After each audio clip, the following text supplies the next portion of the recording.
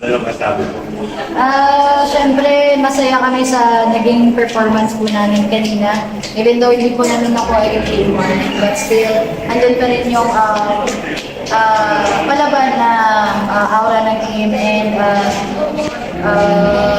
ayun, lagi ay sinabi din ng mga coaches namin kanina na they're very proud. And I think, yun na yun.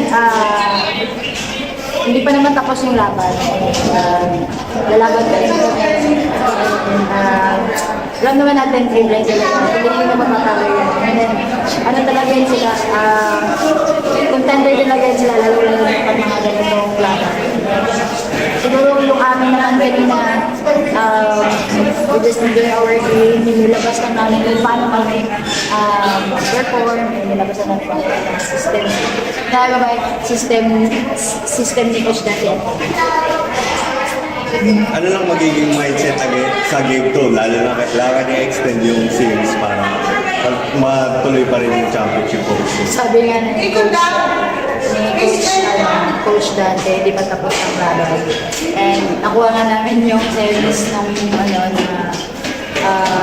series namin. And I think kaya naman namin makabawi. And siguro pagandahan lang yan ng mindset and recovery. Sito mo sa yung tuhod mo, nagmagaan kayo itang kanina.